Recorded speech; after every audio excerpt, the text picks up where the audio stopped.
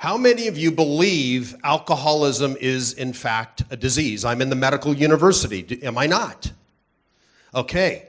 How many of you believe or know that it is a symptom of bad behavior and poor willpower? Oh, interesting. And how many people make a distinction between alcohol and drugs that are either smoked, inhaled, or injected? Who makes a distinction between those? Okay, I won't involve any religious texts because some religious texts believe alcoholism is separate. Is that correct? Okay, but I'm not going to talk about that topic because I'm in Malaysia. Or did I just talk about the topic? But I promise not to as I proceed. Imagine you're 21 years old. Life is really good. You're going to a fine university, University of Southern California in Los Angeles. You have a hot girlfriend that's sitting next to you. Blonde hair, blue eyes, chewing bubble gum. Illegal in Singapore, but not in the U.S. And I get an emergency beep. Back then, there were no cell phones. There were beepers. Anybody remember beepers? Or am I the oldest fart in the room? I got a beep. 911, call home. So I called home.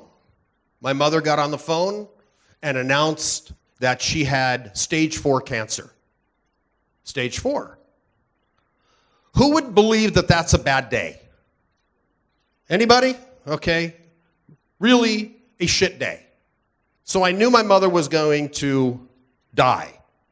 My life shifted tremendously because I had no siblings. I was it. I was the center of their universe and they were the center of mine. Fast forward about 6 months, I get a call from my mother who's terminally ill in the hospital, Cedars-Sinai in Los Angeles, and says to me over the phone, Mitchell, go to the house. I was expecting your father here at the hospital to visit me, and he's not here. So I made the drive. And I'll never, ever forget that vision. My mother was 45. My father was 49 at the time. And I found him in bed, dead, with the phone in his hand. 5 weeks later, my mother died. It was like, that was the last straw. It was done. Who would believe that that is a really bad circumstance for a university student? Really bad. How about anybody in life? It just generally sucked. I had nobody. Nobody. I had a gum-chewing girlfriend, but that was about it.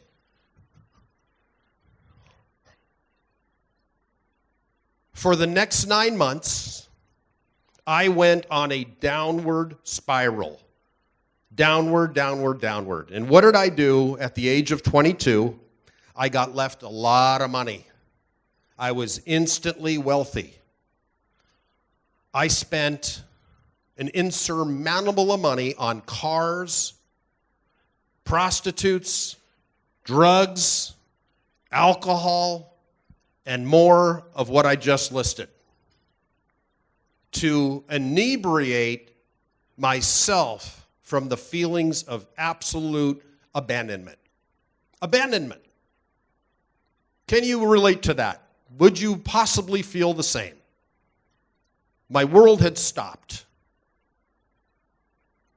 Luckily, after going through multiple rehabilitation hospitals, 2 comas, multiple overdoses, I made the decision to live. This is death, this is life. I made the decision to live. It was black or white. This is death because I was on that road of destruction. I made the decision to live. Hard decisions come up in life, and this was the hardest one that I made in my life at that point. And probably fast forward 35 years later, it was the key juncture in my life to make that decision. I was lost and desperate. I then moved forward into life.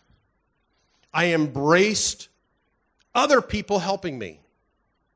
I was independent at that point. I didn't like the idea of being dependent. But I was so addicted to drugs and alcohol, freebase cocaine and liquor. I did them both. I didn't make any distinction.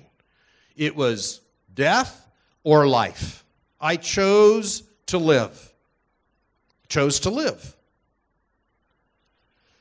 So was it a disease, or was it a poor excuse, or could it have been because of my circumstance? Well, let's investigate that. That was my story. I then got involved in a 12-step program to help me get back on my feet and to move forward. But I had to get out of my comfort zone of drugs and alcohol and to go into something that was scary. It was called love from other people. That's the bottom line. It was about allowing other people to love me back to health. Because without that, I'd certainly be dead. 100%. Certainly be dead. And then I also look at this man. There was a reference earlier today by one of the speakers saying in certain communities, in a culture, you don't express yourself like Italians do. I love you and kisses and smothering and talking with their hands. There's another culture that's fairly large here where that isn't expressed. Is that correct?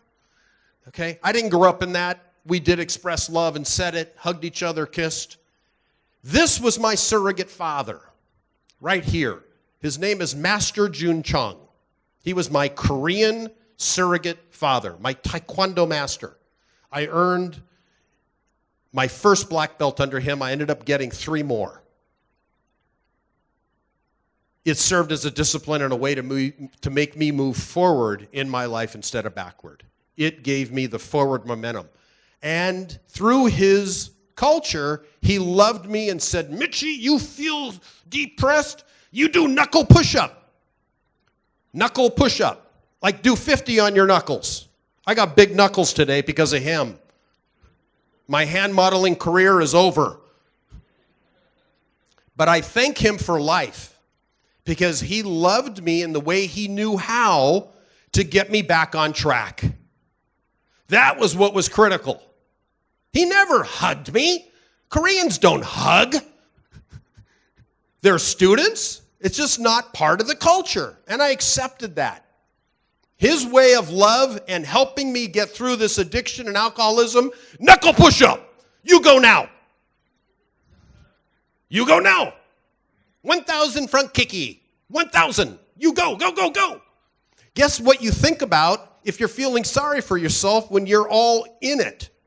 The feeling of depression and out the window. Gone. So that's my remedy. Do knuckle push-ups. Think of Master Chong as I did. Let's talk about another scenario. These are celebrities in my home country, the United States of America. Ryan O'Neal and the biggest sex symbol that ever existed in the United States, Farrah Fawcett.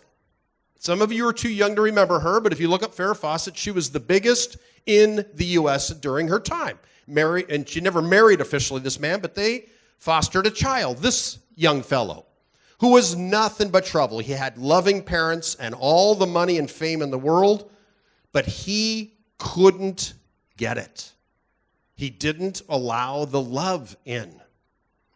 When I was preparing for this presentation today, I had this epiphany this morning. What is the bottom line? What is the common thread that got me through and versus this fellow, the offspring of 2 very famous parents? What was it? Is it because he is a loser, or was he simply lost? Because some of you raised your hand thinking this is, in fact, a disease. Half the room raised their hands, believing alcoholism and drug addiction is a disease. Or is it somebody that is just weak, they're lost, and they just don't know what they don't know? They don't know how to get out of this world and step out a little bit and to embrace what's possible. They're stuck here. They're stuck here. The round box. Thank you, TEDx. Is he simply a loser or lost? So let's talk about voluntary addictions versus involuntary, because there is a difference. One could be classified as an addiction that is medical, since we're here with all you medical people, or is it voluntary? Are you forced to drink? Does anybody force you to drink? Put a funnel in your mouth and start throwing vodka down it. No, you take shooters on your own. On your own, 100%, as the British say, full stop. That's how they do it. This is the effect. Oh, isn't that attractive? He's in his own vomit. Is this voluntary or involuntary? Is this a choice, or are they addicted? Is it addiction and it's a spiral they can't get out of? What do you think? What do you think? Is this voluntary? Do you have to gamble? How many people gamble in the room? Raise your hand. Come on. Honesty time. Americans are abrupt. Get used to it. No, a bunch of chickens. Who's a work addict? Desmond, okay. Edmund, you better raise your hand. Come on, man. Who's a workaholic in the room? Oh, finally we've got some honest people. Couple of you. All right. Who's a gamer? Oh, now we're getting into it. I'm with the right group. We've got Xers, Zs, Gen Xers, all millennials, all you people here. You're addicted to this. Now I want to see who's honest. Ooh, ladies, raise your hand. Who watches porno? Come on. Look at all these chickens. Look at buck, buck, buck, buck, buck.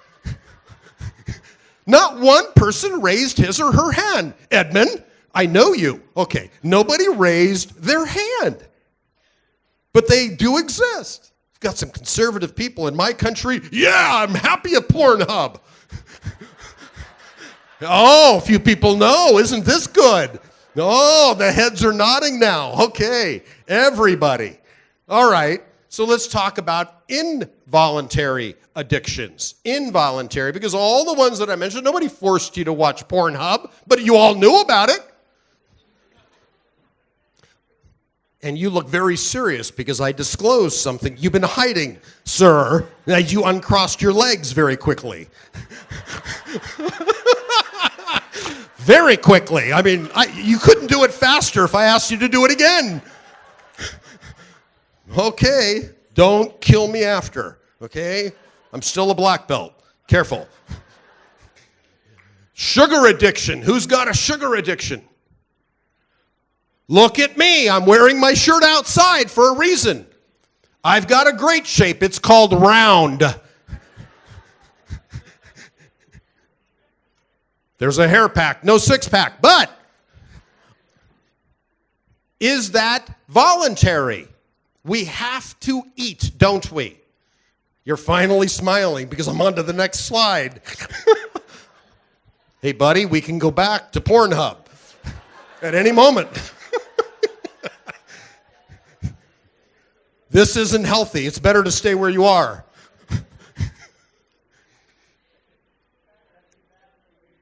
Is this appealing to you? I'm not going to give up on you, buddy. I got 4 minutes left. Involuntary addiction. Involuntary, correct? Now let's get into the lies we tell ourselves. Who's heard of Pinocchio? Who's ever told a lie in the room? Oh, we're getting honesty. When I asked about Pornhub, only he uncrossed his legs. Okay, let's get into it. There is nothing wrong with me. Forgive me later, okay? Right now, you're my shill. Okay, there is nothing wrong with me. This is the argument. People say, I have addiction. There's nothing wrong with me. I've only spent every money and I've robbed every every pence out of my mom's purse. I can quit anytime. I can quit Game Boy. All right, we'll switch it, buddy. Okay, I can quit Game Boy at any time. Correct? This is the last time. I'm never going to do this again. I'm never going to go out with him again. He called me names. Is that an addiction? Another one, another topic. Oh. Can God help? Ooh. Slippery slope. Can I ask this? Oh, I better not. Let's just go back to you. It's safer.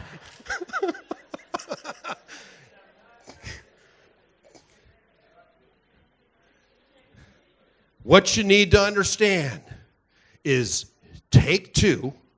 It's why we're here. Take 2 minutes.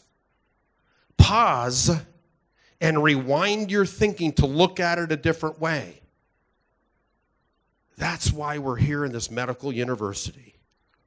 Take 2, pause, and rewind. My name is Mitch Carson, and I've enjoyed your company and yours the most.